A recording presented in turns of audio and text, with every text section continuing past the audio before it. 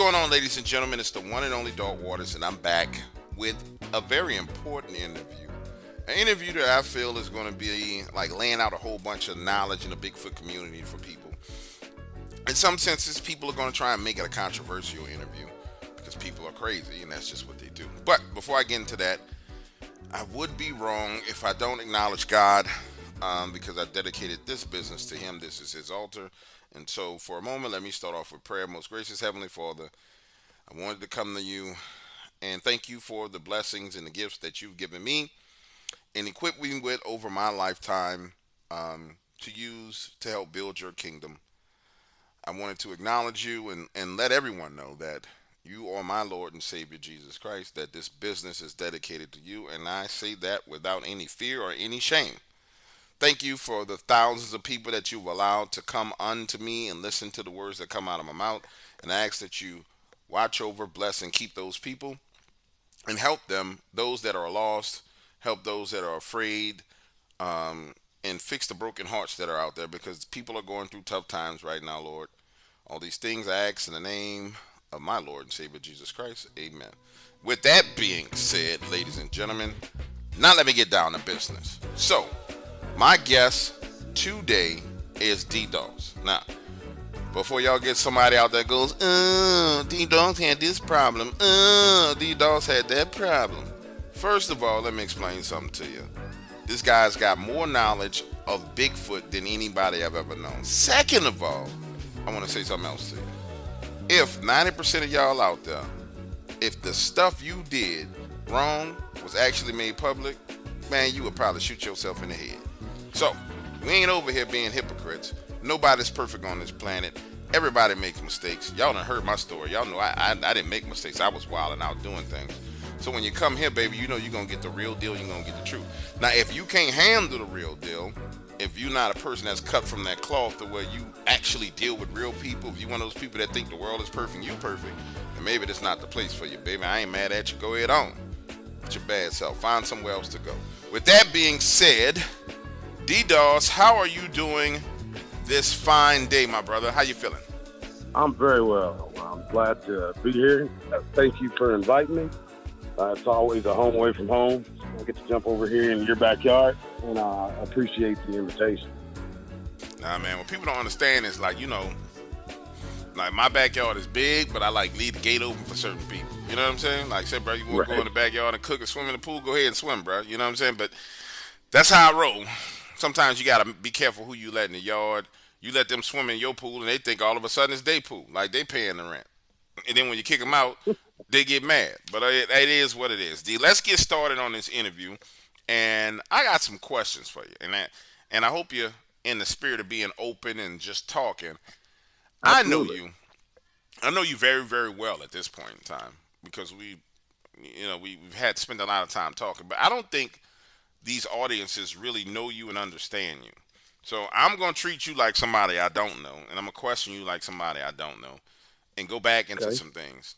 Traditionally, I like to talk about, and make it clear that people understand that most people who have paranormal sightings, they have cryptid sightings, as adults and as kids. There's these tendencies, that surround their childhood, their upbringing, um, and these corolarities. That's not even a word.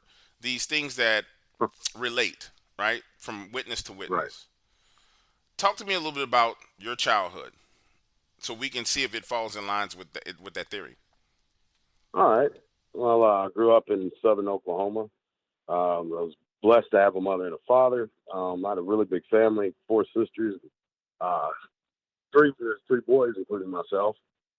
My dad worked in the oil field for the majority of my life, and my mother owned various businesses, managed an apartment building, went on to own a grocery store. From there, she picked up some rent houses and eventually worked her way into owning her own child care facility, which was passed on in the family when she unfortunately passed away in 2001.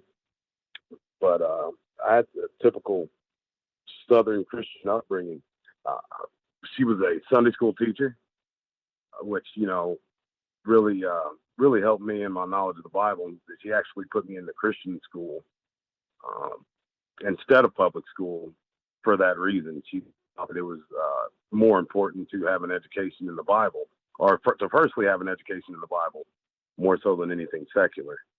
So I really had I'd say a privileged upbringing. You know, we didn't live hand to mouth or anything like that, but the privilege that I really put emphasis on, that I really didn't realize until I got older, was we were steeped in the Word of God. Like she and my father ran our home based on these qualities that are in the Word of God. She was from the Black Hills of Arkansas, and he was from North Texas. So her being from Arkansas, she was also very well aware of things supernatural. Anybody from around Rogers, Pond Bluff, Gomorrah, even Little Rock, Arkansas knows about the Haints and things of that nature. We go out to the family farm out there, and I think that was my first brush with anything supernatural, was hearing weird stuff come out of the woods. And some of the talk that my great grandmother and her would have about, for instance, there was this one incident when I was probably 8, 9 years old. My great grandmother stayed in this old shack that her great grandmother grew up in. The farm's been in the family over well over 100 years, since the Civil War, actually. And my mom was knocking on her door. I was hanging out with her, listening to old stories and stuff that she'd tell. And I remember hearing my mom's voice and hearing her knock at the door and looking at her. She didn't even react to it. I was like, "Hey, Grandma, are we going to answer the door? His mom's there." And she was like, "No, boy, and we don't talk to spirits." And I remember an immediate chill went down my back. Later on, my mom showed up, and I told her, because I wanted to write her off as being crazy. I was like, "Hey, Grandma said that when you were at the door earlier, that it wasn't you, that it was a spirit." And she said, "Yeah, your great grandmother is right. Don't ever talk to spirits. If you talk to them, you test them." And then she went about telling me how to test the spirit. But to speak to these spirits and to give them a voice, to bend an ear to them, would be to open yourself up to the deception that they would bring. Well, So that I've was, said that before to people. How are you supposed to go about testing the spirit? So, and this is a good point. So, for a person, when I meet a person, right? Because this is the right. paranormal field I work in, I've run into a lot of people who say, I believe in God, I believe in Jesus. I thought always testing the spirit was asking them what their testimony of Jesus Christ was, and then expecting to listen to what the testimony of Jesus Christ was. He's born a virgin, lived, died, descended into hell, then raised on the third day, and go through the process. Right? From what you Absolutely. were taught, what's the way to test the spirit? It's the exact same thing. You ask them, who is the Lord Jesus Christ? But see, the thing about it is, even a wicked spirit can answer with the truth.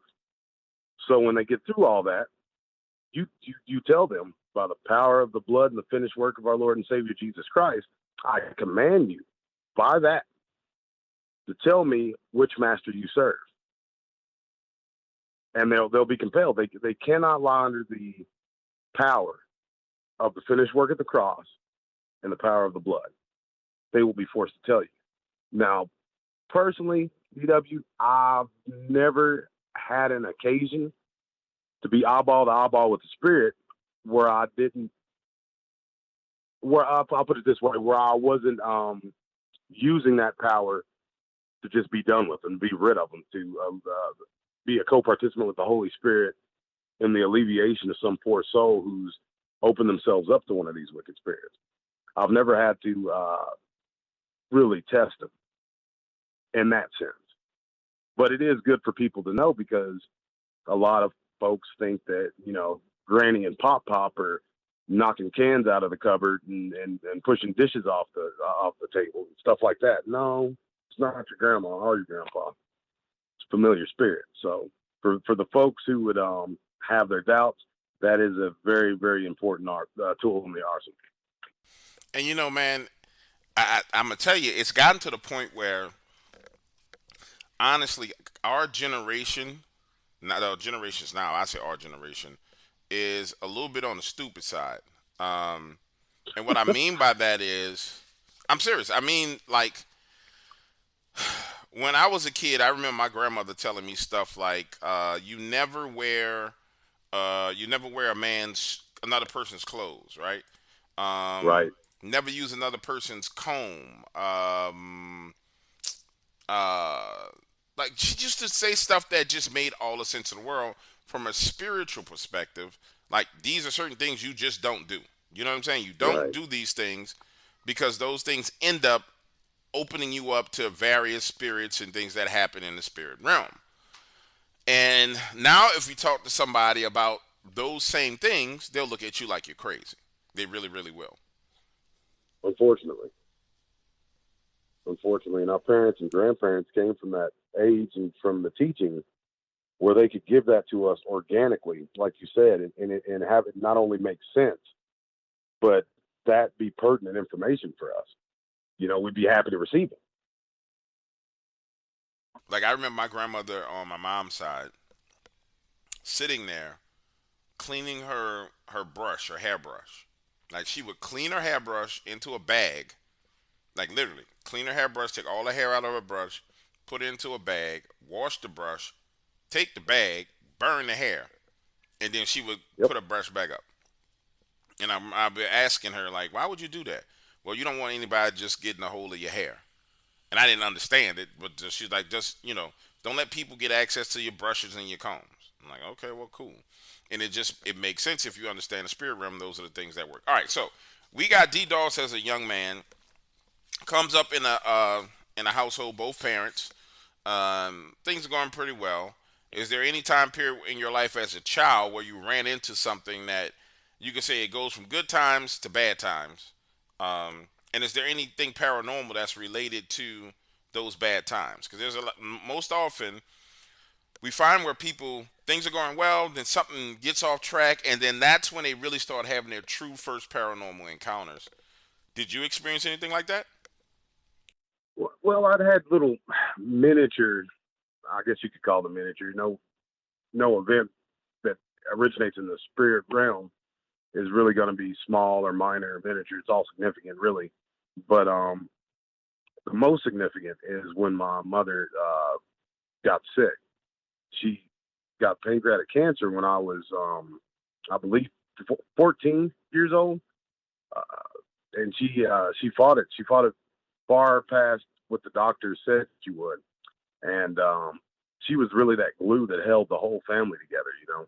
Big, strong woman, businesswoman, smart, and physically, she's 5'11", almost 300 pounds. She's a big old Arkansas gal.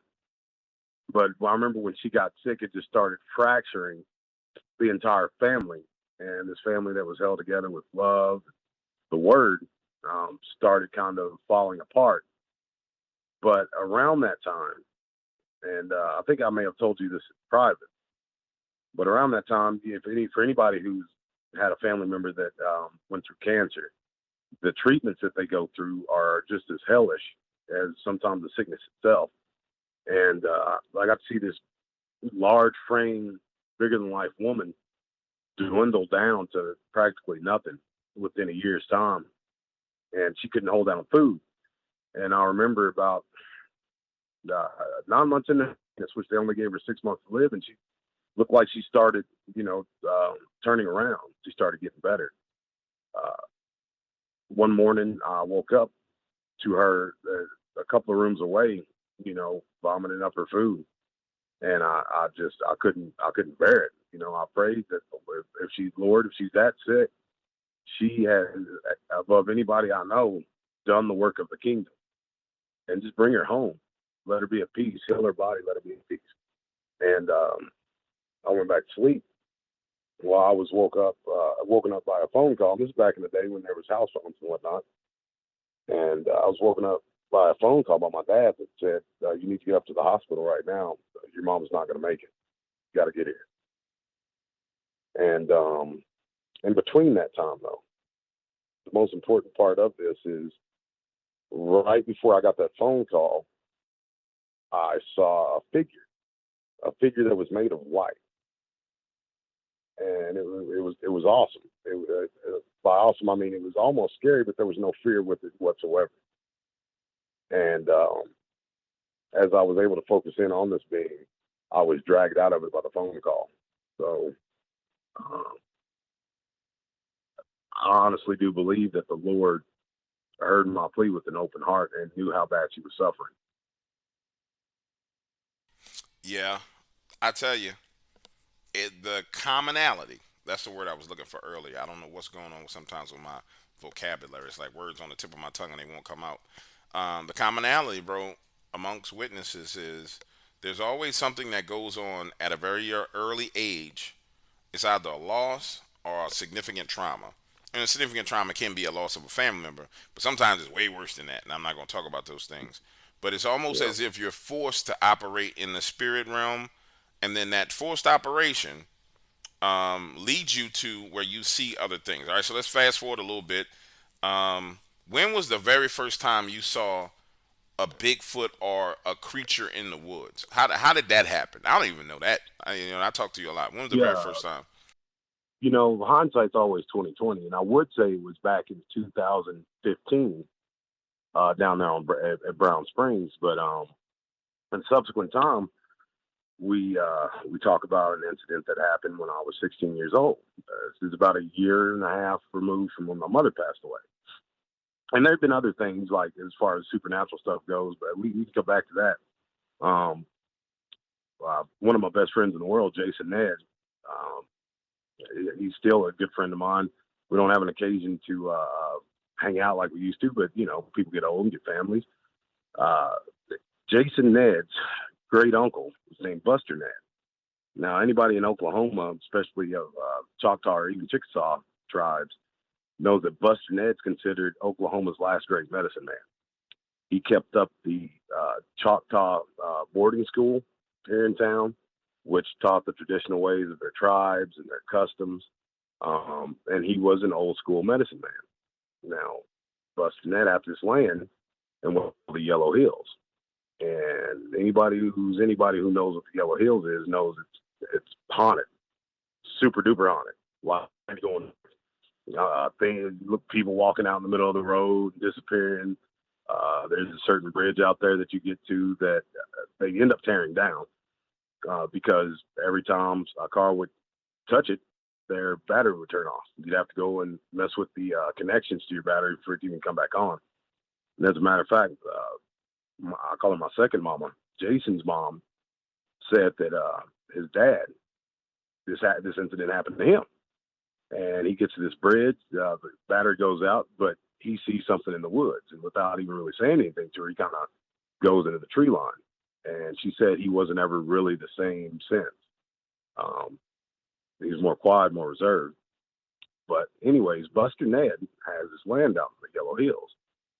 Now, allegedly, where this land is there's a sacred burial site for the medicine men of not only the Choctaw but the Chickasaw tribes, because this was the area where all these tribes were pushed together here in southern Oklahoma. Some of them in their respective territories were warring tribes. So us being dumb kids, we go out there looking for another medicine man's grave named Billy Washington.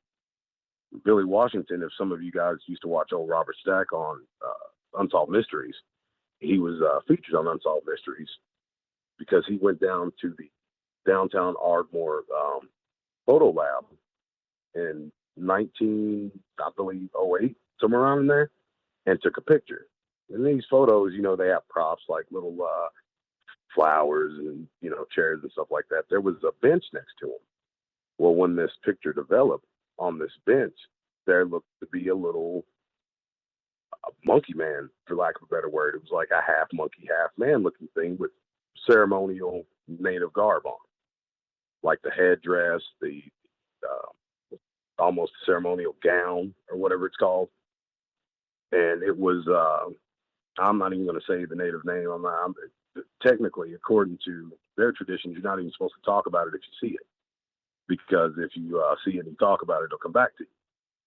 And a lot of people know what I'm talking about. It's part of the little people. Unsolved Mysteries, they were offering an award for anybody who could explain how this little person showed up in this photo after it was developed. Now, this is old school flashbulb photography. There was little tricks and stuff you could do, but they were easily detectable. This has been proven to be authentic by several different unassociated parties. But this medicine man was supposedly buried out there. So, again, we go out there. We find Buster Ned's old cabin, and there's these jars full of this, like, different colored liquid. And we're going through there, messing with stuff, looking around, poking around like Scooby-Doo and the kids. And I was the last one in the door. There was about 5 of us. I was the last one in the door with a friend of mine named Anthony. And as I'm going in, I hear the grass being, rustle. There wasn't no wind or anything. So I look back and I see the biggest armadillo I've ever seen in my life. It was, it was as wide as a Rottweiler, even though it was close to the ground. And that's what really drew my attention to it. Like, it was just massive. And it was 25 yards away from us. And this is in evening, dusk. And it stopped in its tracks, and it stood up on what looked like its hind legs. And it's almost a hoodie or something, or a mask or something. I don't know what to describe it as, but it fell back, like you would pull a hoodie back, and you could see like a humanoid head. And then it turned around and went back the way it came. You could see where it made its divot in the grass. And I was like, oh well, shit, time to go. So I let them know this, even though I believe Jason saw it too, but I think they were ignoring it just because of the excitement of being out there, and we had heard some things. We were trying to take all that we could take as far as being scared as kids. But shortly after that, we heard war drums that seemed to come out of the hills themselves. And that's what sent us on our way. We went back a little bit later on that school year, and we weren't allowed to stay that long. That time we heard the same war drums, but it sounded like 1,000 coyotes that came down from the hills. And if anybody's ever been hunting or ever been in the woods where coyotes are near, they're pretty loud, and their voice can bounce off background obstruction like the walls of hills or whatever. But this sounded like they were right on us, like within feet, but we couldn't see anything. Close enough where you could hear them growl, and a low growl. So I think that was the last time that we went out there messing around with anything paranormal. We had gone again before I moved to Pennsylvania at the end of our school year when we graduated, but nothing as intense as the first time we went out there. Now, you mentioned, had I seen Bigfoot before then? That same bridge that I mentioned, before we actually went to that land, we kind of scouted it out because we didn't really know where it was. And Jason's folks wouldn't tell us because they didn't want us out there to begin with. Nobody wanted to go out there. It got passed down in the family, and nobody would actually go and want to maintain it because there was just bad luck would fall upon whoever messed around out there, adult, child, it didn't matter.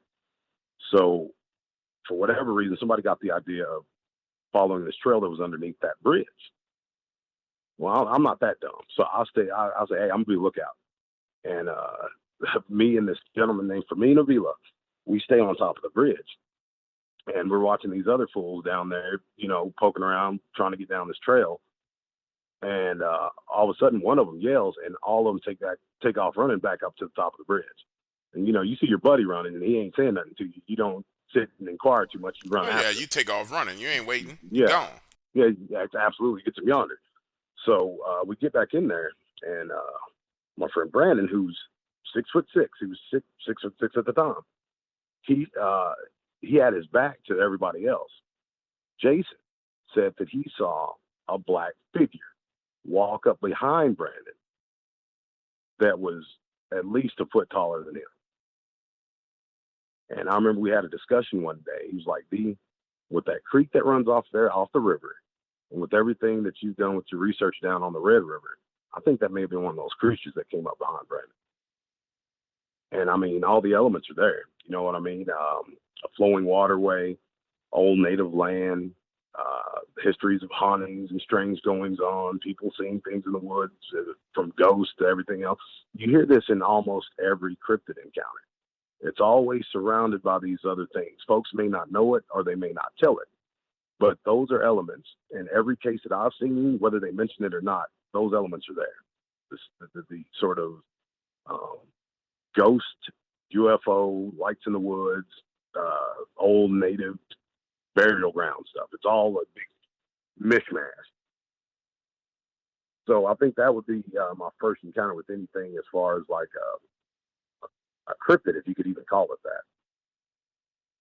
But And now, I I'm sorry. I'm Go sorry. ahead. Go ahead. No, what were you gonna say? No, I was going to say like my my idea of what a cryptid is has kind of grown and shifted greatly since then. Since even the last time I've gone to the woods on an investigation, I've really kind of changed my dynamic of thinking towards what this creature is. I'm wondering. I'm wondering this. So, and we're gonna touch on what you really think it is. But I'm trying to kind of walk through some things here. So, you have these encounters as a young man. You and your friends in Oklahoma. We know Oklahoma is just crazy when it comes to cryptids. Yeah.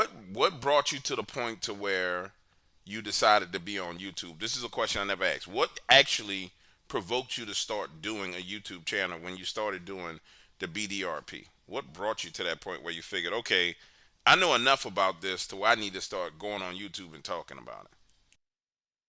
Oh, that's a good question. Well, at this point in time, I had started doing investigations down in Brown Springs. I'd had my first encounter with what we know to be a Bigfoot or Sasquatch or whatever.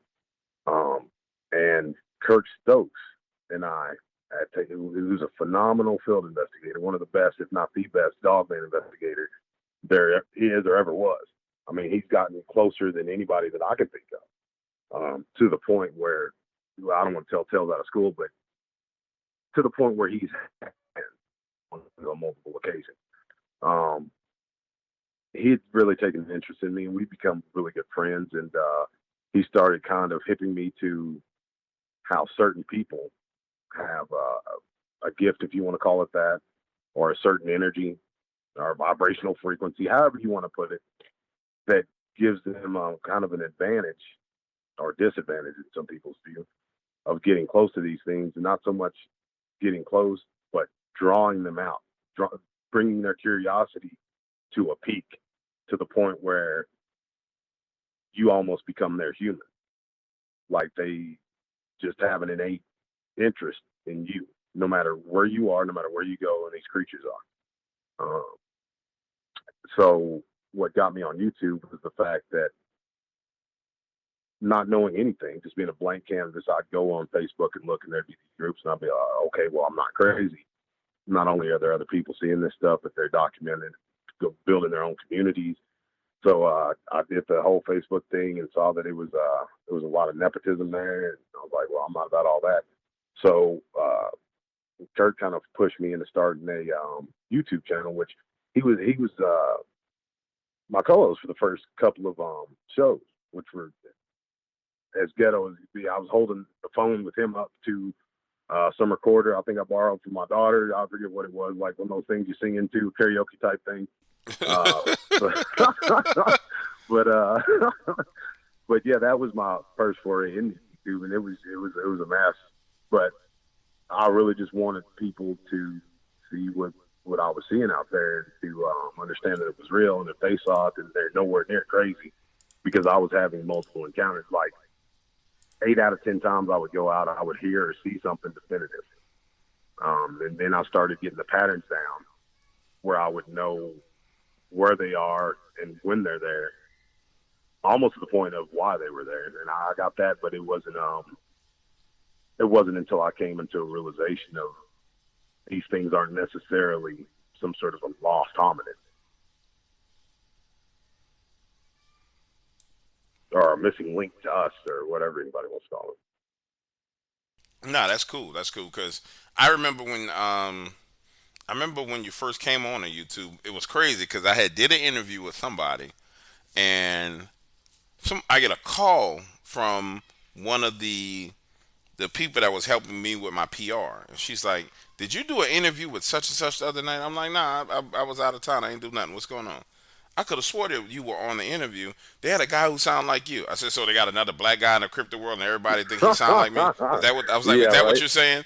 And she's like, "No, I'm not saying that." I was like, "That's what it sounded like because we black, we sound alike."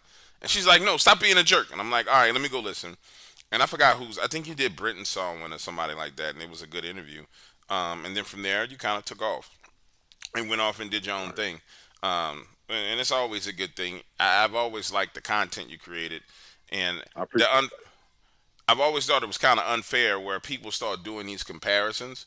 People would say, "Oh, this person's better than this person, or this person's like this person," and it's like you guys are just making these comparisons, um, and it only trying to cause strife. And then what I found was very significant was when I started making comparisons, when I started going by their stat, well, I'm better than this person.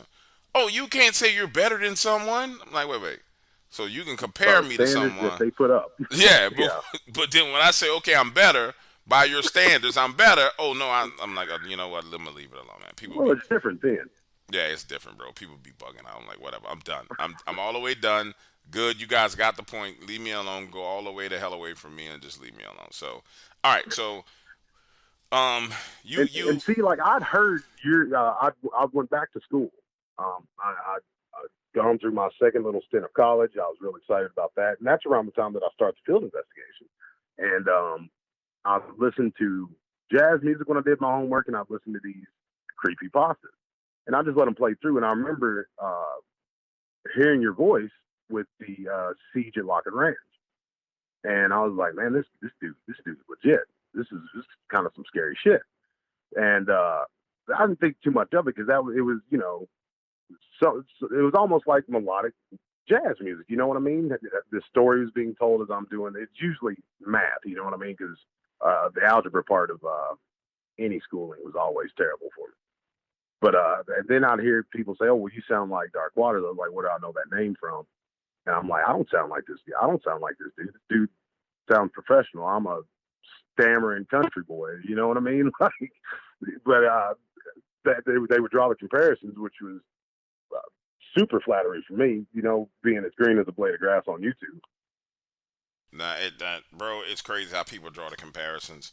And they do it, and then when the comparison doesn't go the way they want it to, they get pissed off and they get angry, and it just goes crazy. All right, so we got you now. You got the BDRP channel. You're running around with ghetto equipment, um, Yep, sketchograms and Polaroid cameras, and you're running out here in these streets wild and trying to get photos of Bigfoot. you're I right. remember seeing you earlier on, I don't know, like some documentaries. Because back then, I just didn't really, to this day, I really don't care. Back then, I paid attention, but I didn't pay attention because I had too much stuff going on.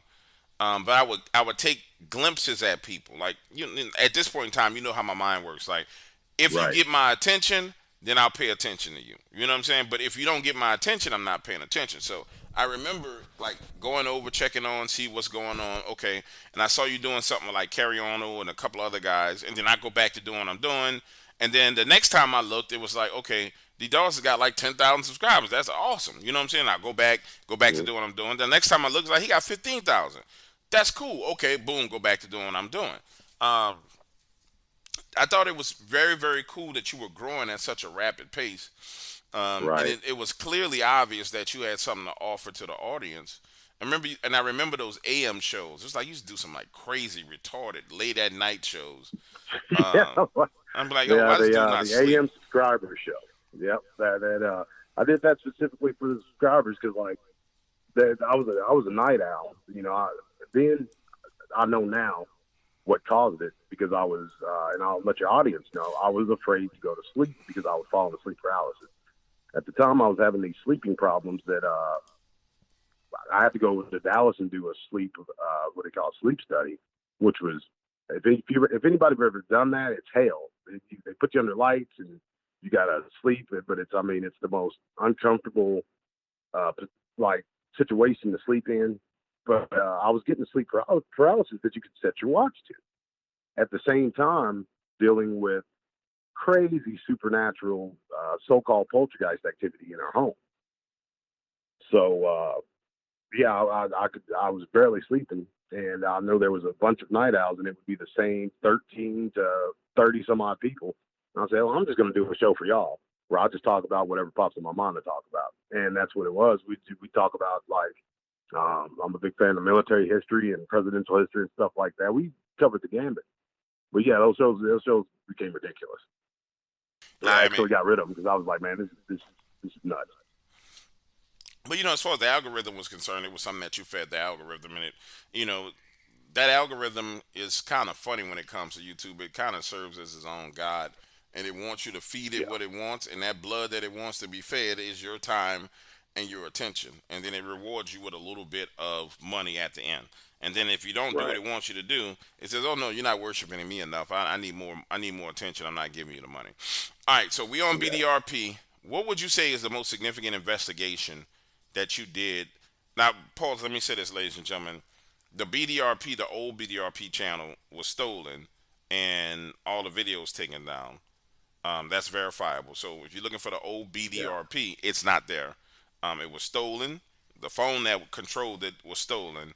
And then all the videos were deleted. And then you guys know about all the rest of the crap that happened. We're not going to rehash any of that stuff. It's not necessary at this point in time. No, it's not necessary, and it's fine. Like the creatures that were filmed are still there, and the content that I created, I still have the one that created it. So it took a while to get over that.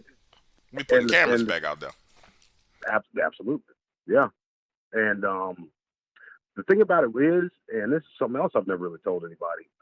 I really didn't like. The best part of YouTube was the people, getting to meet people, like-minded folks. But the reason, and people always said, "Oh, we can do so much, and it's such a big variety." I started making the videos and whatnot, the edited videos like the Men in Black and all that.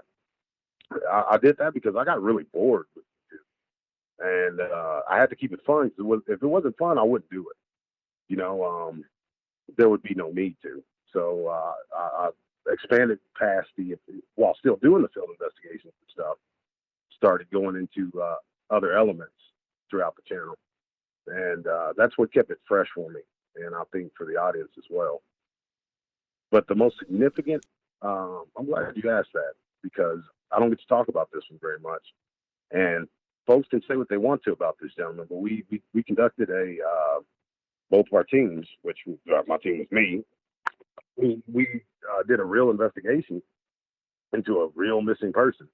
They ended up being found, but Mr. Biscardi, Tom Biscardi, his crew had came down, and they came down to check me out. He had. The cool thing is, I wasn't the best cameraman, but I always told people if I throw it up on my channel, there's something to be seen or heard that's of these creatures. And he had one of the best pieces of footage of mine on there where I focused right in, unimpeded, on one of these creatures that looked like a monkey. It looked just straight up like a mean-looking monkey, and it was staring straight at me, chewing on something. And old Tom Slick, he's a slick customer. He had me come to the restaurant. I met him there, and he showed me this footage, and he's like, "You shot this, huh? You got that close to this thing?" I was like, "Yeah." He's like, "Yeah, this is what I would call blob squats. It's good, and it's good because you can get close, but this shot's not worth anything." I was like, "Okay, well, what do you want from me? What do you want me here for then?"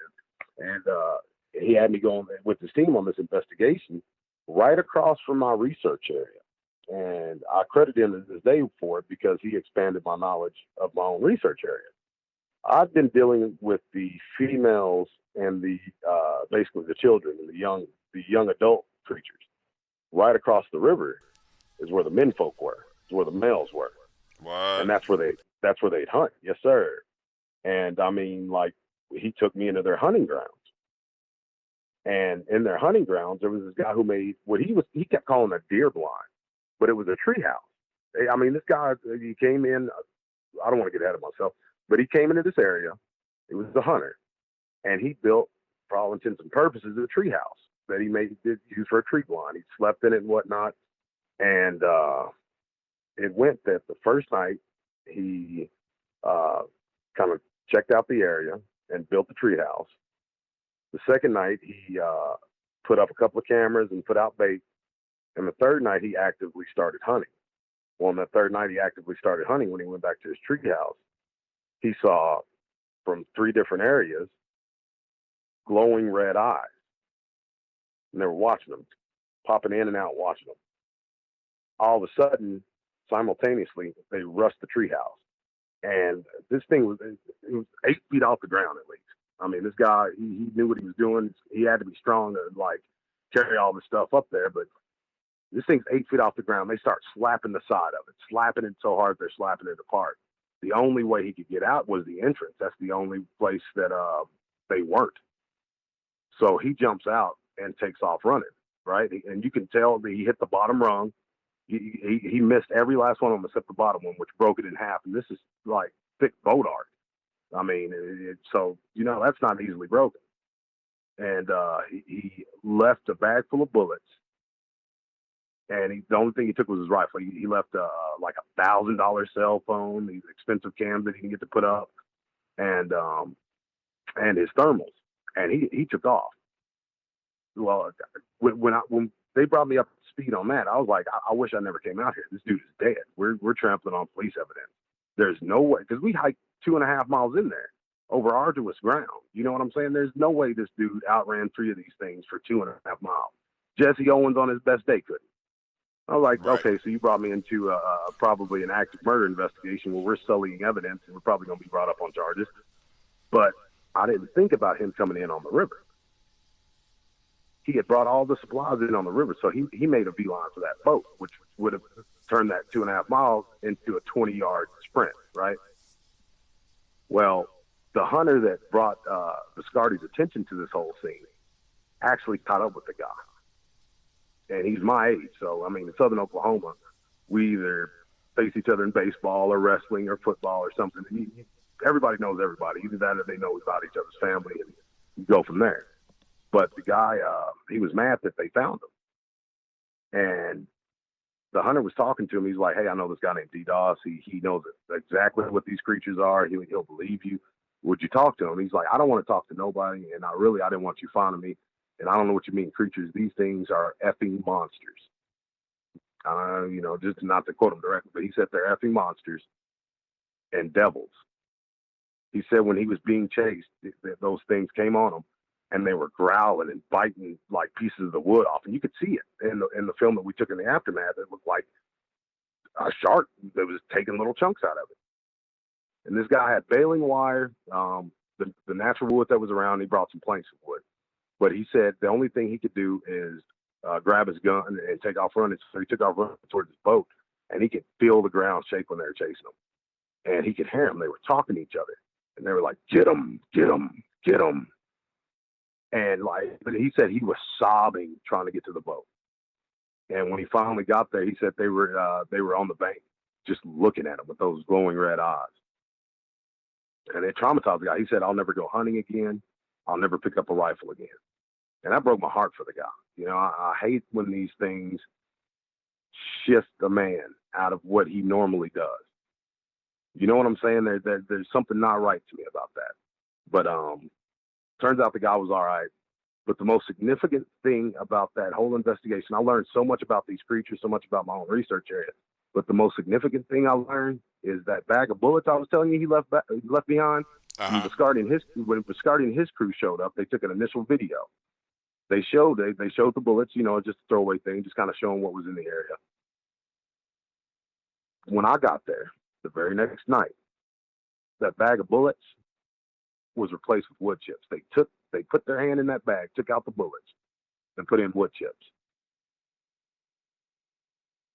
That shows that they're intelligent enough to know what those bullets are for, and that those bullets can harm them. They'll eat a whole clip. Now, if they're flesh and blood, then they can bleed, then they can die. Oh, I know for sure they could die. I know some people that put it on and punished them. Absolutely. But they just don't. Those guys that have punished them they don't really care about a community. They don't care what people think. It's something that the Bigfoot did that pissed them and their family members off. And I'm talking about chase down and punish a monster on some nope on like John Wick style. Like I'm gonna keep coming till you dead. Yeah. And but they don't care. They tell me the stories and like, don't you repeat none of this. I just want you to know in case something happened to me and my family, then you repeat it. Be like, bro, I can Yeah. tell it no, don't say nothing. If something happened to me and my family, I end up in the news. You got my permission to release this interview and tell what happened. Okay, and it's just sitting. I'd be like, come on, bro, this is dope. Nope. And there's a lot of them like that. You know what I mean? And they want somebody to hit it. A lot of times they don't want to be made to feel crazy or even to their own selves. You know, because these things are monsters. They're what I believe. DWI, they're what I believe. Back in the medieval times or the Dark Ages, people would call ogres or trolls or whatever the wild men in England. That's them. That would, eat goats and grab people from the top of bridges. Like, I wholeheartedly believe that there is historical accounts all through history of these people. Well, all I know is I don't want to smoke with them. They need to mind their business. Go ahead on. So you guys go out. You go out with Biscardi. You end up looking for a missing person. Find the dude.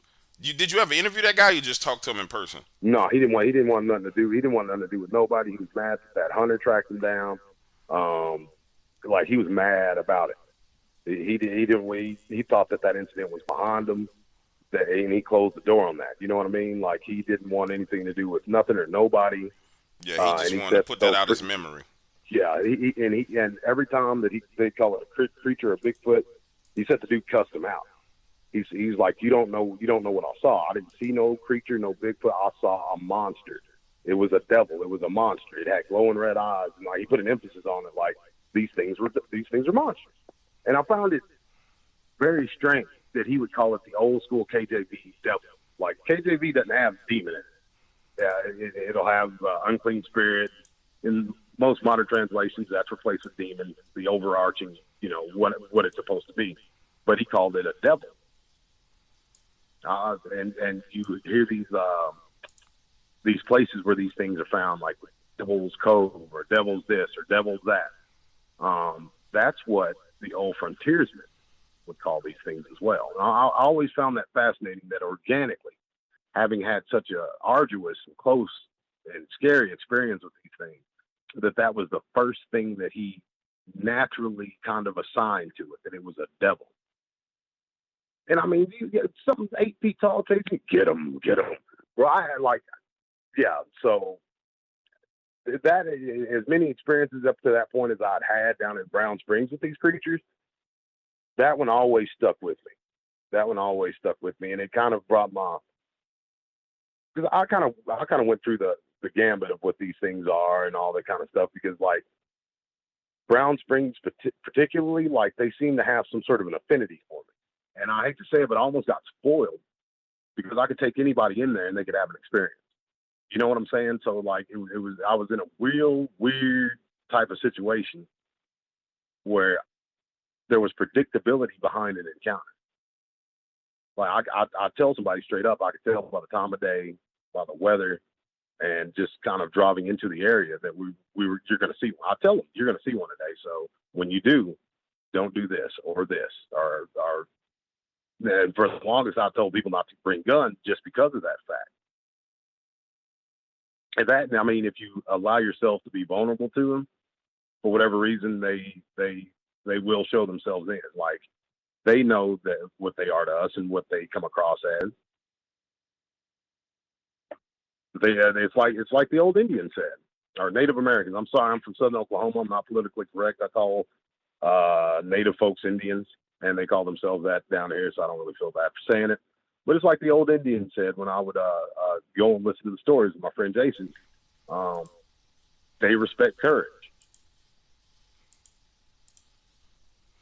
And so you One saying of the old tales. No, go ahead. No, you said they respect courage. What do you mean? They respect courage. If you can stand and face one, them knowing that they are completely terrifying us.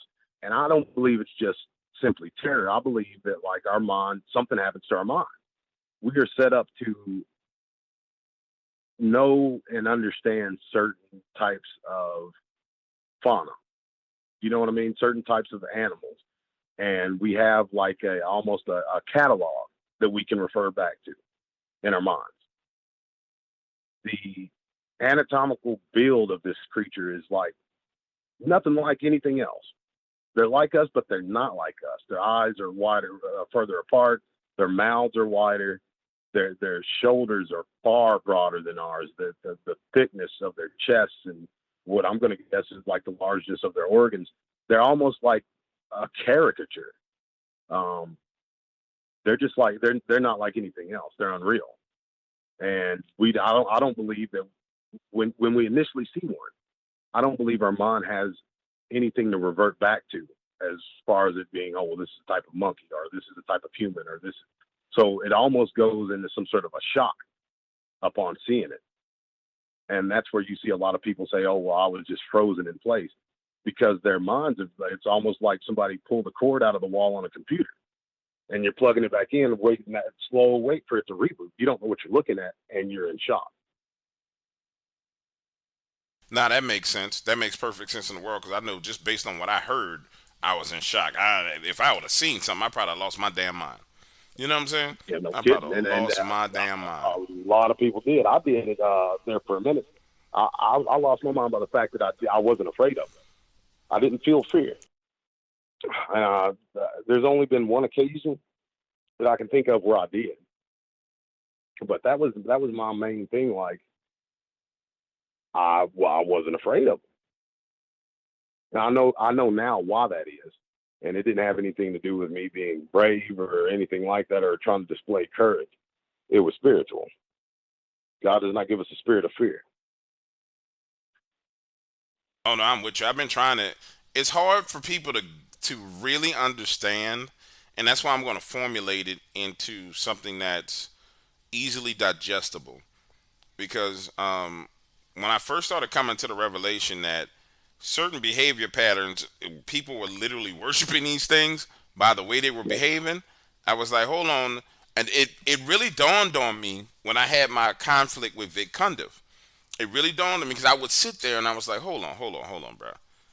Like, I'm reading the comments, I'm watching what's going on, and I'm comparing that to conflicts that I had that weren't on the internet. I'm talking about life and death conflicts where men lost their lives, and the behavior patterns. And I'm saying, okay, something wrong with this. Yeah. And so I started researching it. And then I started just trying to talk to people. And I got into holding conversations with some of the people that was like from his camp, that just would like, they'd be like, oh, you a piece of crap. Remember the first time I started putting my phone number out, I really put my phone number out so I can get a bead on what was going on, because I was like, this is dumb. Like, I'm from the streets. Nigga, don't get nobody else's business and get your head cracked over something between two other men.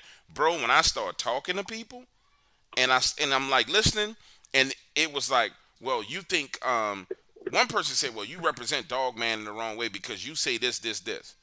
And I'm like, I represent Dogman in the wrong way? And I said, how, please explain to me, what do you mean? Well, Dogman is this. And they started, and then I take another call. And it was scary, because it was an exact, they all felt the same way. And I said, hold on, man, is this a cult? This got to be some kind of cult.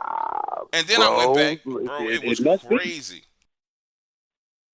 And I mean, I don't, like, I've not been in the barrel like that in a while, but to your point, like, there would be people, because, I try to remain like Switzerland. I encourage people, like, if you don't have anything good to add to someone's conversation, or if you don't like that person, really, then find someone you do like that you can get information from. There's no need to beat someone down because you don't agree with them. You know what I mean? I did my best to try to put that out there and keep the peace. You know what I'm saying? Because back then I was some sort of a idealist, thinking that maybe everybody could come together and get some understanding, which is foolish.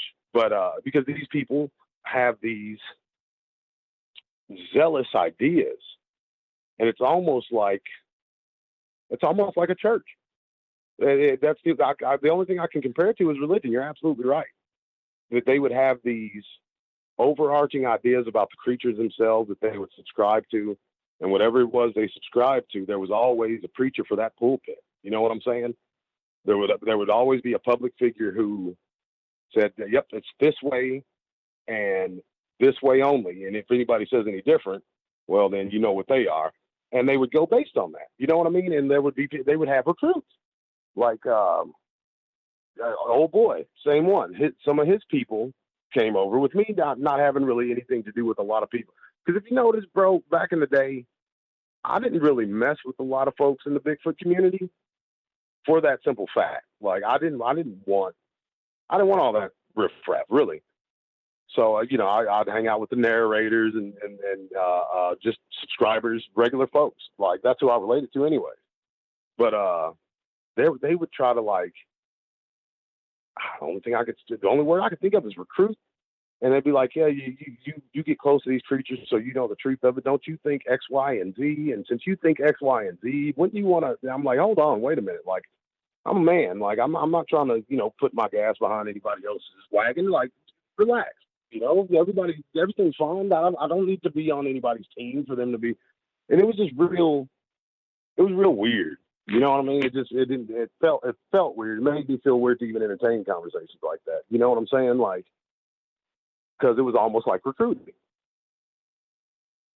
for a cult. Like, I mean, I was trying to avoid that word, but tell the truth, the same devil, as mommy tell me. Like, it almost seemed like they were trying to get me to subscribe to certain ideas and run with certain ideas because these folks were the proponents of those ideas.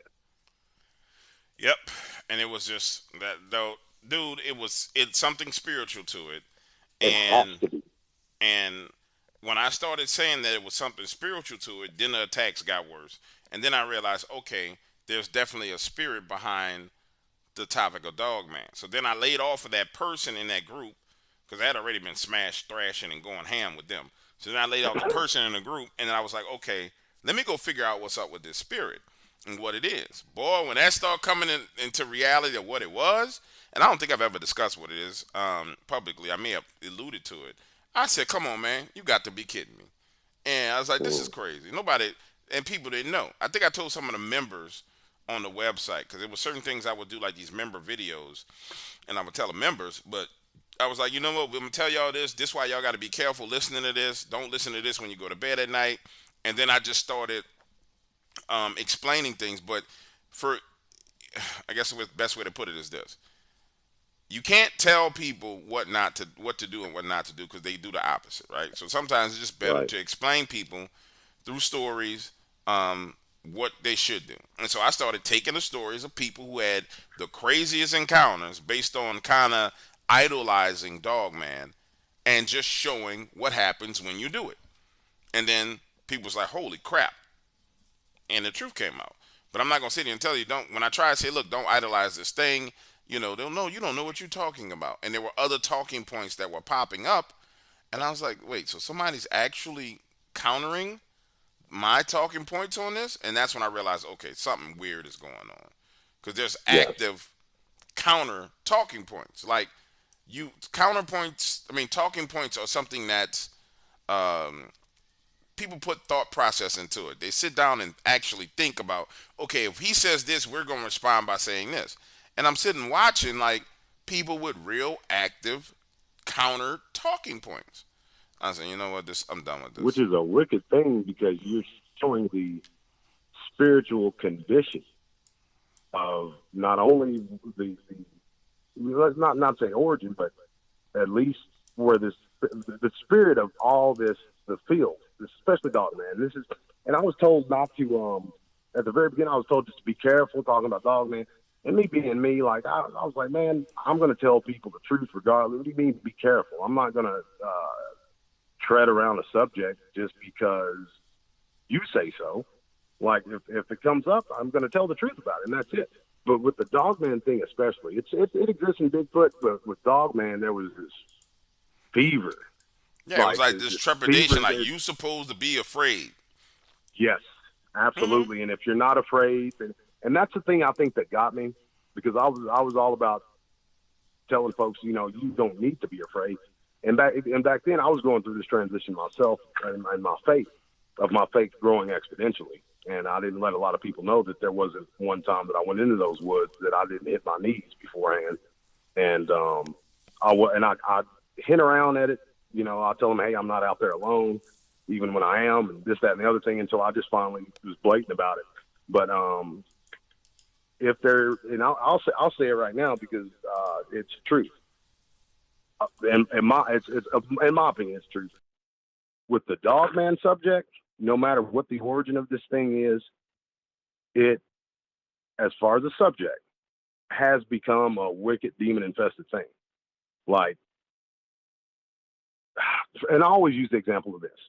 Do you remember those two little girls? And God bless this girl, she lived through this ordeal. They were all 12 years old. They conned their friend into going out into the woods, and they stabbed her over 30 times, like trying to kill her, obviously. But they were coordinated separately Yeah, that by was that what they Slender call the Man thing, Slender right? Man. Yes, Yeah, sir. Yes, yeah. sir. And what the thing that nobody really pointed out or put a focus on was those two girls were away from each other, somehow coordinated by this imaginary video game, computer game character. I believe wholeheartedly they were being coordinated. Do I believe it was Slender Man? No, sir. So if these wicked spirits can transform themselves in this imaginary computer character, why can't the reason they did it is because these little girls probably put an overabundance of focus onto this video game creature. There's an overabundant focus on Dogman. There's people who wake up with listening to it, go to sleep listening to it, draw it in journals. I remember this one kid. He was probably 19 years old. He reached out. He just wanted to see drawings. Amazing artist. They're like a badass comic book style artist. I told him he had a career. But I noticed, like, the pictures he sent me his journal, like, everywhere. You can even see in the frame, like, he was drawing Dogman on his desk. He had, like, these posters, shirts. Everything was Dogman.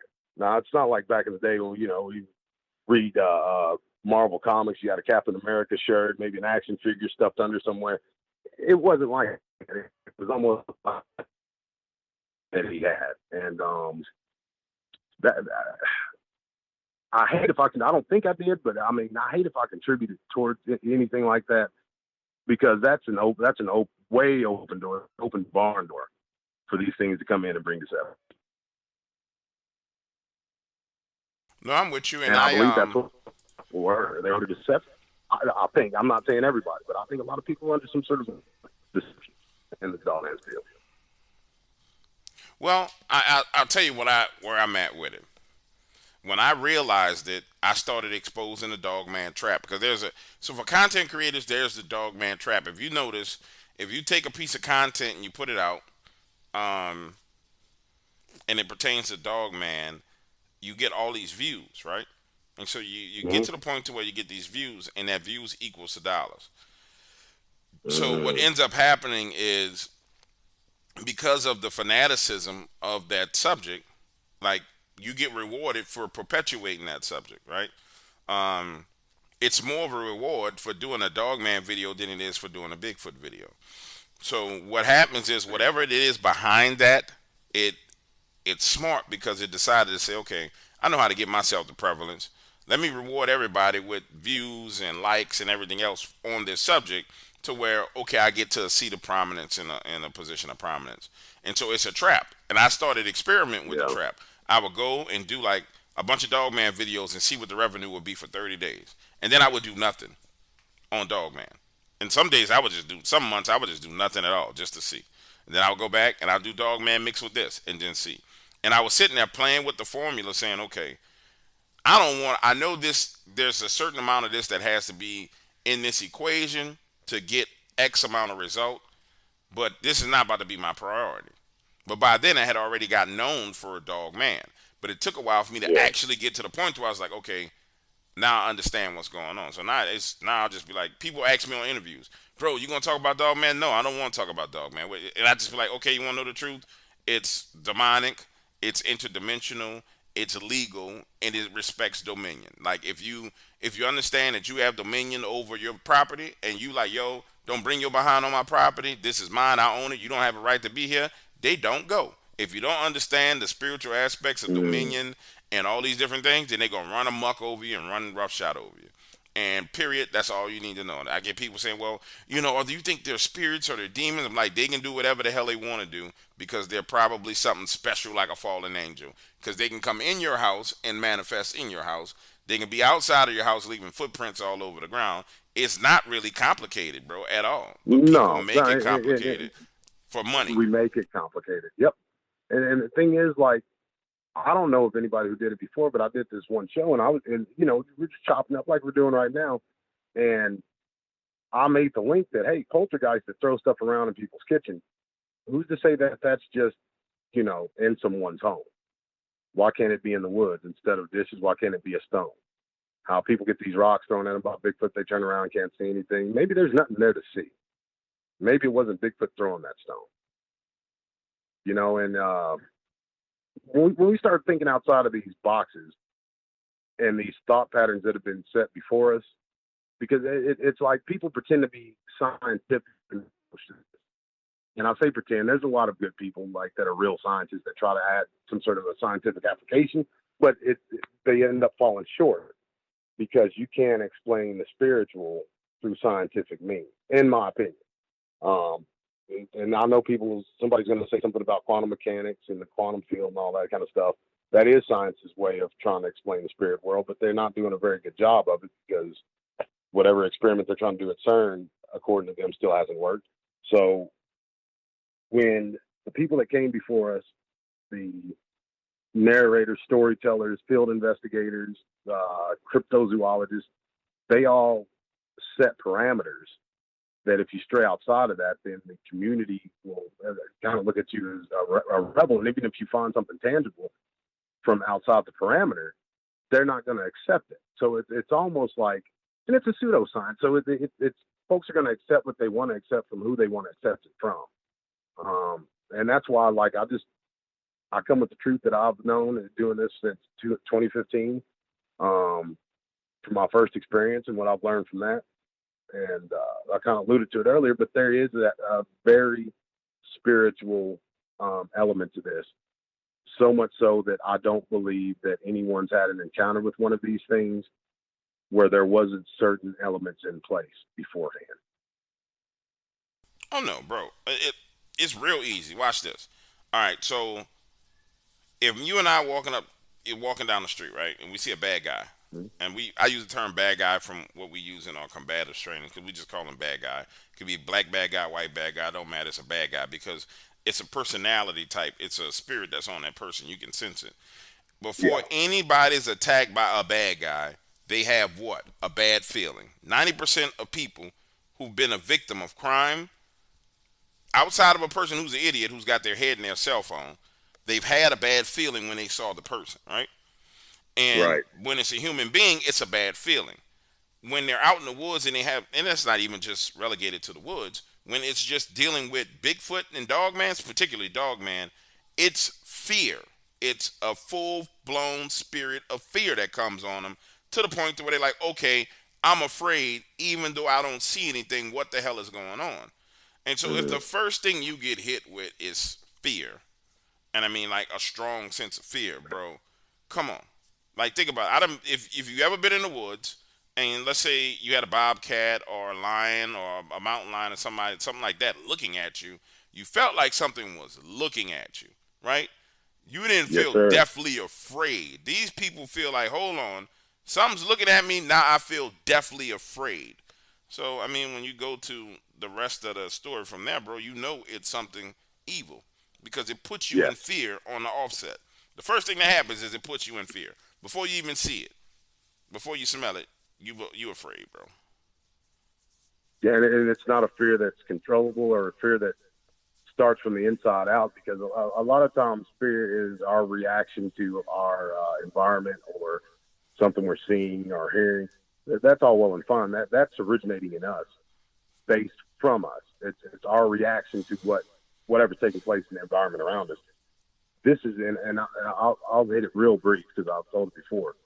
Um, the only time I've seen an alleged dog man was and I'll just tell folks, I didn't at first because I didn't want people going down there messing around, but it was in Brown Springs.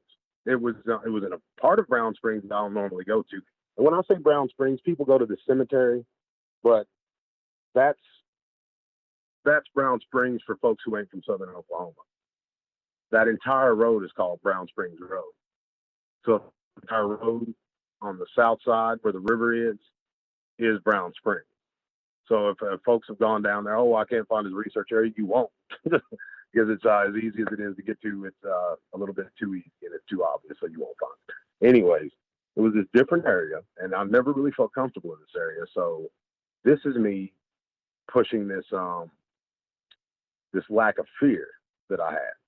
So people said I was fine, but I thought there was something broke. You know what I mean? Because like I wasn't feeling fear where it would behoove me to. You know what I'm saying? Like dog that I'm unfamiliar with, like a Rottweiler or something off of a chain.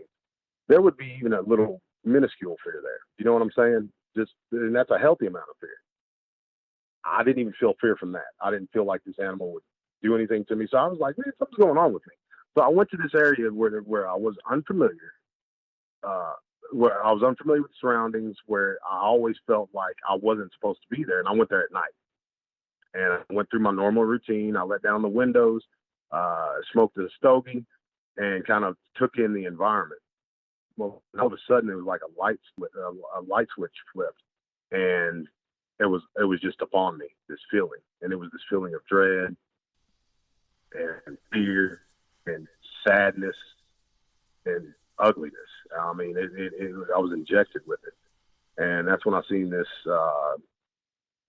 upright walking canine type creature go through this grass, and it had like a tail like a cat, like it had all these vertebrae in it where it moved like a snake. And it stood up past the tree line, and it took a big huff in and blew out, and then turned right back around and pivoted right back where it was standing, dropped back all four, and just slowly went back to the tall grass. And the only thing I can compare that to is the feeling right after my mom passed away, when I drove away from that hospital, not knowing what was going to come next. I mean, it was that type of fear. Being a 15-year-old kid, your mom's gone, your family's in disarray, not knowing what's going to come next. That's what it felt like. And I drove to this gas station that was the closest place in civilization. I sat there for about an hour and I wept. Like, at this point in time, I've been doing it 3 years. I thought that I had a handle on things. I mean, I've seen the alpha male by this point. So, I mean, and nothing got scary. I didn't think anything could be scary of me. And that thing was a mountain. That thing was living power. It was power incarnate. But this monster, it was something different. It had a different environment with it. It brought an environment with it. That's what I mean. That fear started from the outside and was put in me, like before I even knew what was going on. And bro, this is how I know there's a physical element and a spiritual element to it. And I break it down to the people listening like this. All right. So if you ever been in your house and you've had like sleep paralysis or any kind of paranormal activity in your house, right? You know there's time periods where your house feels like safe and calm and everything's in order. Then you can sense and feel when the atmosphere of your house change, right? That's because the entity Mm. that's moving around in your house is changing the atmosphere. But it's a spiritual change that's happening in the atmosphere. You can sense it. It knows it's coming, and you feel it. Now, just take yourself out of your bed and replace everything in your house, the walls, the floors, the ceiling. Just drop trees all around you. And then the exact same damn thing happens to a person walking through the woods. The exact same thing. Mm. And so, you know, that's the advantage of the Dark Waters family and Dark Waters network, because we are really an encounter focused brand. You really extract all this data because we're primarily encounter focused across the board. Everything is about getting to people's encounters. But it's not the encounter for the encounter's sake. It's the encounter to help the person, and also the encounter so that we can get the data that we need to have greater understanding. And that's why I'm just over Absolutely. Dogman, bro. I'm over it. I'll talk about it. Now my talk about it is to make sure people understand what it is, as opposed to, you know, oh, let me hear your encounter. Oh, that was a good one. No, bro. This is what happens when you go looking for Dogman. This is what you need to know. If I'm you, don't go. But if you're around your house and you experience this, bro, you got a cryptid there, and this how you deal with it. But you can't just say it once because people don't want to hear it once. You got to keep telling them over and over and over. It's almost like a deprogram because they've been programmed for years to believe. And I've had arguments with folks I consider mentors as far as field research. That one specifically who knows the creature better than I do. You know what I mean? But just from my experiences with it, and I know there's different stuff out there and blah blah blah. But I was telling him like, look, guy, this shit is something. This ain't what you think it is. I don't think, bro. Like, I don't believe that these things are going somewhere, procreating, making, having children or cubs or whatever after their own kind. These things aren't made perfect after their own kind. They're imperfect. There's always something going on with them. But then, they especially this gentleman, he gets into delineation of, well, there's werewolves and there's dogmen and there's conjured creatures and there's these created beings in labs. And I'm like, look, if it's anything that I made and I have a chance to get rid of it, I don't care what it is. It shouldn't have looked like the thing that I saw out there in the woods. Because that thing was an abomination. It was a demonic abomination.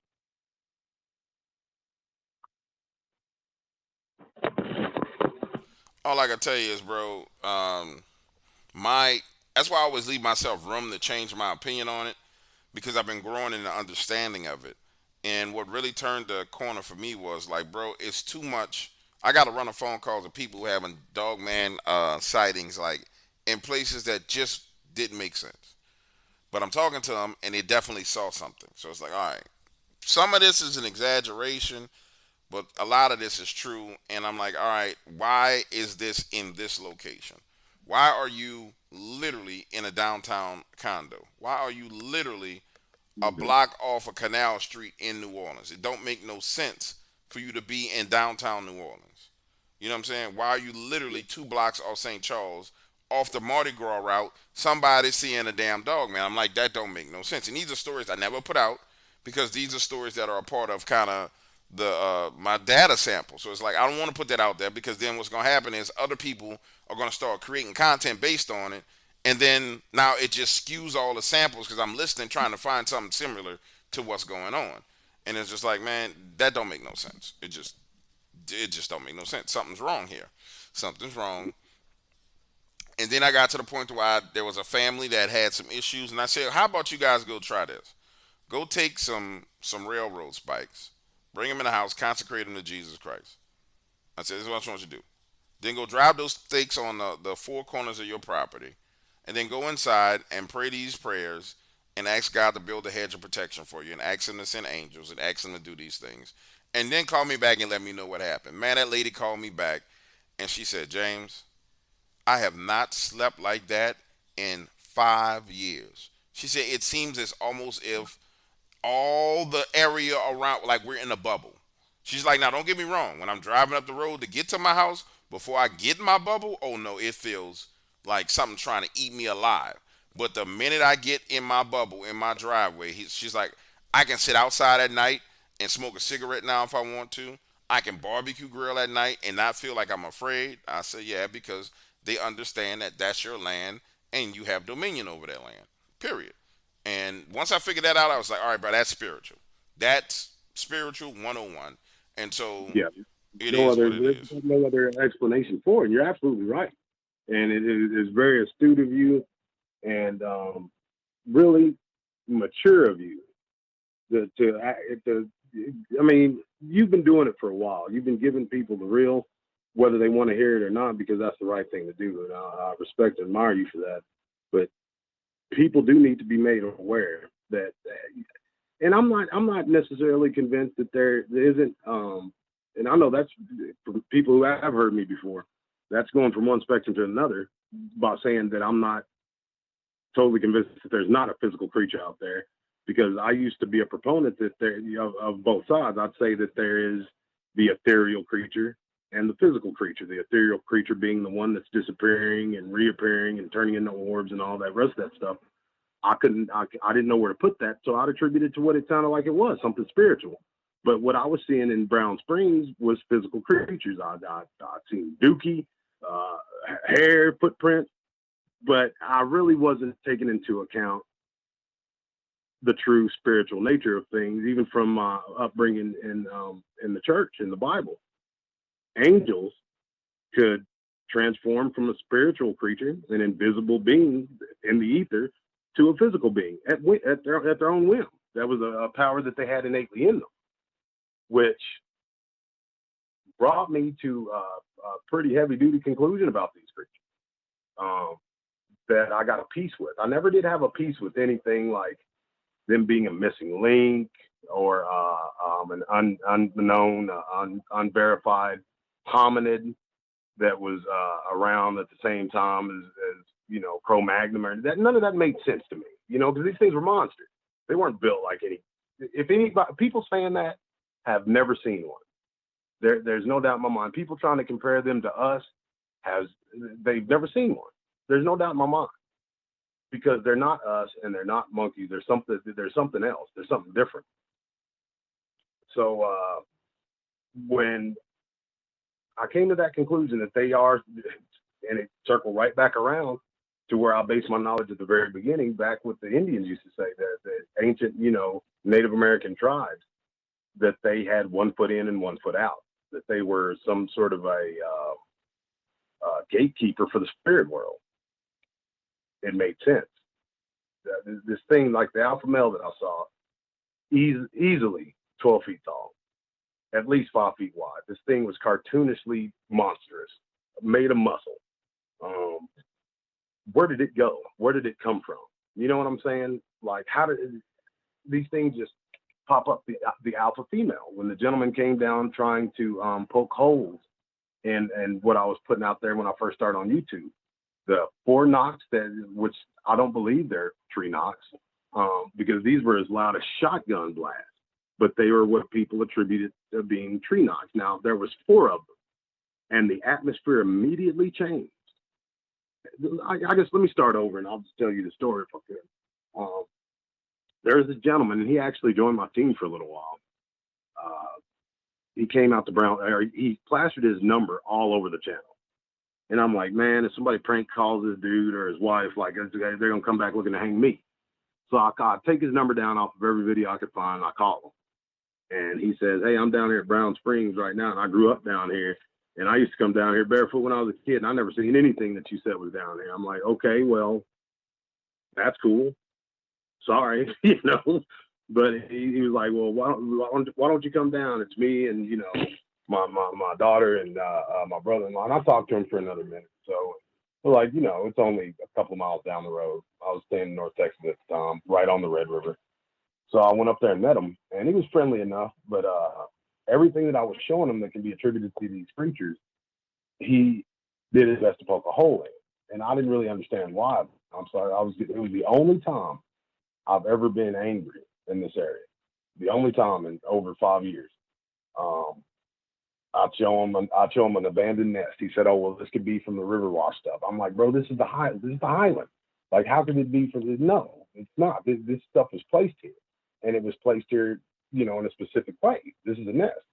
And, I take them through this, and I never take them past what I call the threshold, though. The threshold of where they were. You know what I'm saying? I didn't feel comfortable doing that. And we were meandering around outside the threshold for a minute, and him and his son-in-law saw one. They saw the sentry. There's always 2 of them. One's going to be a whole lot closer than the other one. And as you move through the area, they move in and out, back and forth, counterclockwise to you. And they saw the one that was close. They ducked down, I think, like maybe 20, 30 yards away. and it must have moved or something that caught their eye, and they took off running after it. And I'd never even, it never entered into my mind to even do something like that. You know what I mean? And I was like, yep, they're ruining it for me. They're going to end up getting me killed. So I was like, bro, I'm done. You can stay down here if you want to. I'm done with this. And he was like, no, we believe you. But I just didn't think this, and this. And I'll never forget, I looked at him, I said, if you ever come back down here with me again, I promise you, you'll see something that you can't deny. And when the period hit that sentence, bro, there was boom, boom, boom, boom, these alleged tree knocks. The atmosphere changed. And again, it's right around dusky dark. The sun's starting to go down. Yeah, visibility starting to get kind of bad. And all of a sudden, we hear this rustling around on the trail past the threshold. And this big black female. Now, I'm not talking about black like black. I'm talking about covered in black fur. This big female, obviously female, moves from, I don't know how she got that. And that's what I'm saying. Like, it's strange how they can be that big, because when she walked, you could feel it in the ground. She walked from behind the tree across the trail. She looked dead at me with red eyes and then stared at him. And as she went behind the tree, she showed herself to us, and then went behind another tree that obviously didn't, I didn't understand it because you could see her still, you know what I'm saying? But she went behind another tree and stared directly at him with red glowing eyes in front of myself, him, his daughter, the son-in-law, and his brother. Wow. And he gets his flashlight out. He turns it on. We're all staring at this female. He turns it on, and he has it cupped with his hand, and he's lifting it real slow up to where she is, and he hits her in the face with it. And those glowing eyes, just like, they look like lights. And he covered it up real fast, and he's probably 10 feet away from me. He's like, what do we do now? I told him we very slowly turn around like we didn't see anything, and very slowly go to our vehicles and leave. And after that, he was on the crew.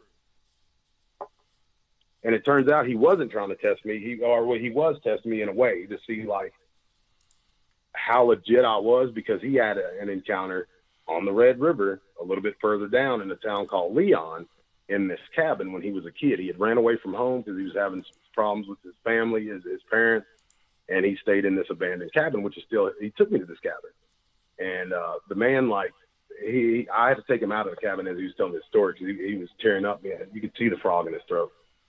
And he said that he put a plank at the top of this cabin to lay on so he could sleep. And, he had his some beans and pork and beans and chips and stuff like that to eat. And he said he left them right there on his camp kitchen. Well, later on that night, he was awakened by this smell. It smelled like an old nursing home.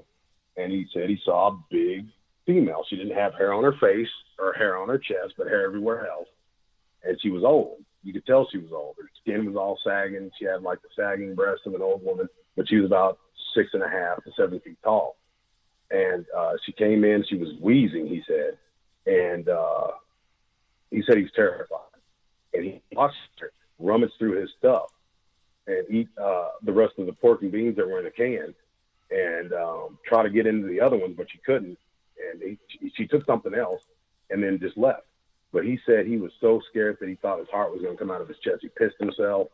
And he said he thought that like she would hear that, because he couldn't help it. He pissed himself, and he was up there on that plank, and it rolled off that plank and hit the ground, and you could hear it, because the only sounds in this cabin were this thing rustling around and him trying to be quiet. And as a matter of fact, when we went to that cabin, we found some very, very strange stuff. There was a deer that had its back broken, and the bottom half of it was eaten, and the soft tissue and the guts and stuff taken out, but the top half had been left there to rot. And this area was pretty strange too. It had been abandoned for 30 years. It was it had an old mansion on it that it fell in, and there was definite signs of activity there.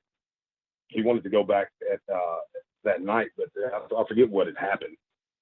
uh, oh, we found alligator prints, and he posted the alligator prints publicly, and it got back to Oklahoma Wildlife, and they were like, "Hey, where'd you find these prints at?" And the one of the rangers got a hold of the owner, and he was like, "No, nah, y'all can't be out there anymore. Alligators and stuff."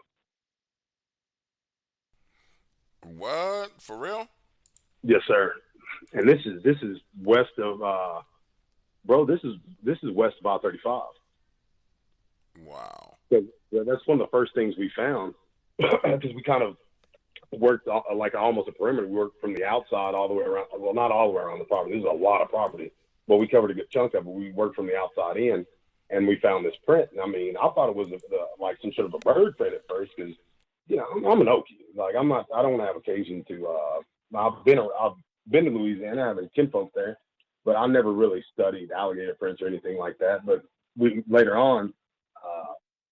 He found out that it was an alligator print. He compared the two. It absolutely was. And this alligator had to be massive. Because I mean, its print was.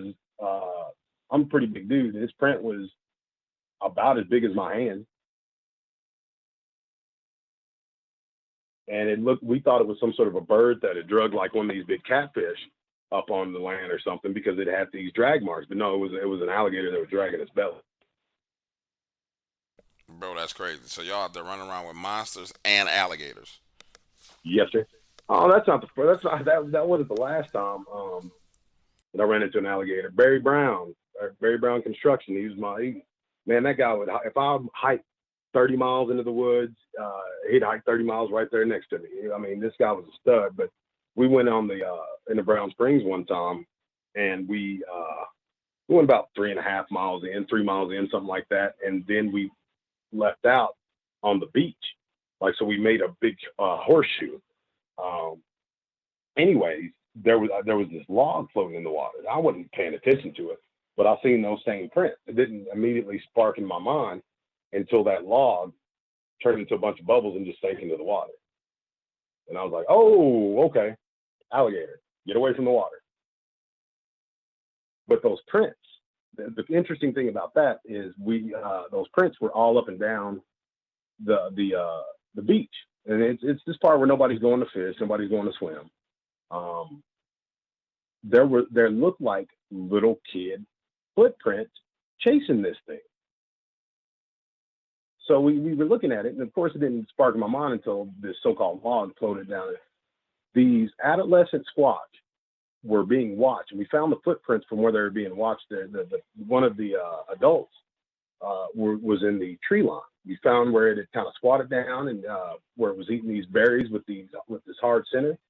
And what they would do is they would squirt the seed out and then eat the meat and leave the skin because the skin's poisonous on this berry. And we found a pile of these berries next to these feet with these feet prints and an ass print. So it's like, when you're a kid, I can't do it now because I'm bad knees, but you can stand straight up and then just sit straight on your butt. Yeah, Yeah, when you're real young, you can do that. Yeah. yes, sir. Yeah, it was doing that, watching these adolescents chase this alligator. Now it makes you think, like, how tough are these adolescents? When I say adolescents, bro, like the footprints look like they belong to a 8, 9, 10-year-old kid. But when we really looked at it, and I never did take castings or anything like that. I used to do sketches, but it had that thing in the middle of the foot where it looks like they could pivot their foot a little bit further than we can and grab on the thing. So it was these juvenile squats chasing this alligator in and out of the water. It looked like they would chase it to the water, and they would try to go in and they'd drag it out and do something to it and make it come back on land and chase it some more. Yeah, So they if the just running adolescents around are playing strong with enough, alligators. That's crazy. yeah, it's madness. Like if they're that strong, that's young. Yeah, you just run around. That's like playing in traffic for real. You playing with alligators. That's crazy, man. And the parents, the babysitters just watching them, And killing apparently these it's berries. no big deal because they letting them do it. You know. Yeah, they're watching from the tree line, just like big chilling. Like that's kind of frightening. Well, D, look like we're running up on that time. We've been going for about, I think, man, almost an hour and a half. How long we been going? Man, we going an hour and 30 minutes. So, bro, you've committed that you're gonna come on over to the Dark Waters channel and do you some shows, man. I want you to get on, and start handling your business. What's the plan with the BDRP right now, man? What we doing with it? What's the deal? What you going? When you getting in the woods? When I you really, popping off? I really want to start the focus back, and I'm glad you asked that. I want to start the focus back on where it was at the very beginning, which is going into the woods with the mindset and the knowledge that I have now, and just kind of, I mean, the reset was hit for me, but it was a blessing because I can start back now at ground zero with all the knowledge that I've been able to gain from the field experience that I have and take people through it, knowing it, well, I'll put it this way, not knowing what the creature is, because I'm never going to push anybody in any direction. But there are certain elements to this field research and the creatures themselves, especially being able to get pictures of them and video, where I can illustrate to people that there's something else going on besides the physical creature. So that's really where my focus is going to be is field research. And uh, I mean, Brown Springs, where I started, it should be where it ends because I don't want to be one of these guys, bro, that like ends up somewhere with some weird cancer or something like that. And I know people don't talk about it publicly a whole lot, but I'll tell you my personal opinion, which is shared by a lot of people in this field, whether they want to admit it or not. A lot of these great men who have paved the way in this field and all that good stuff, their deaths can be directly attributed to spending an abundant amount of time in the areas where these creatures are and around these creatures themselves. There's an element to them that is not good for us. Um, that's something I'd like to get into because I think that's very, very important. People have gone from just getting sick to, like I said, having cancer, who messed around with these things, too much.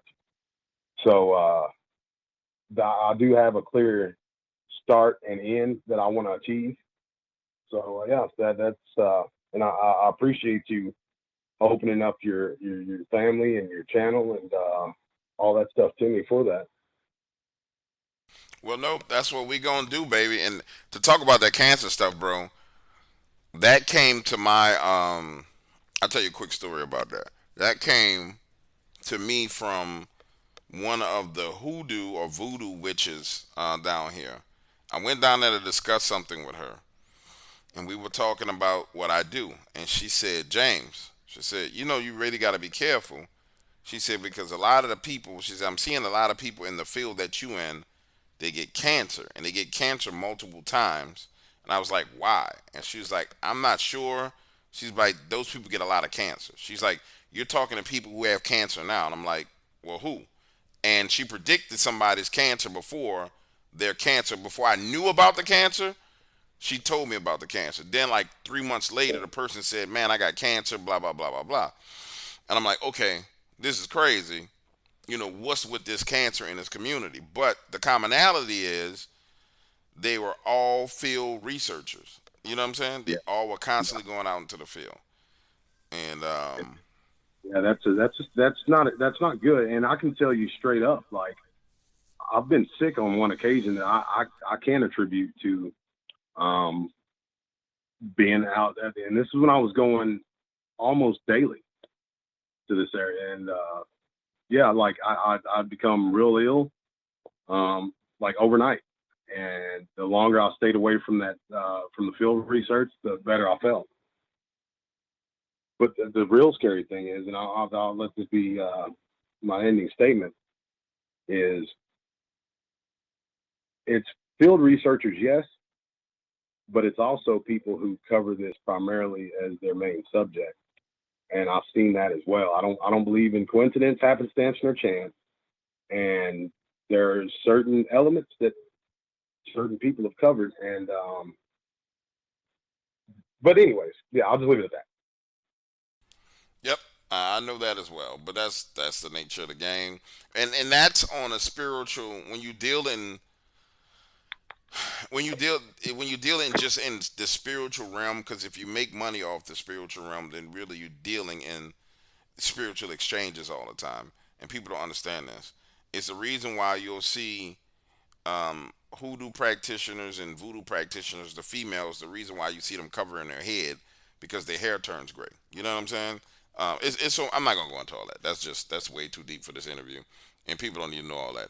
All right, ladies and gentlemen, it's the one and only Dark Waters. I'm here with D Dawes. He's gonna be launching his show on the Dark Waters Radio Network, directly on the Dark Waters channel on YouTube and Dark Waters Radio. And so you already know the man know what he's talking about, right? You know what he's talking about. Y'all gonna have to check it out. So you need to bring your behind back for the inaugural show and be there for the first show. It's gonna be off the meat rack. Now, when they come out, you know it's gonna be a little drama. Somebody gonna be saying this, blah blah blah blah blah. Don't y'all ignore that. Let me deal with that. That's my job. I handle all that. All I need y'all to do is enjoy the conversations. All right, D man, I'll catch up with you later, pimp. We gonna talk later on, man. It's great having you on. Great being here. Bye bye.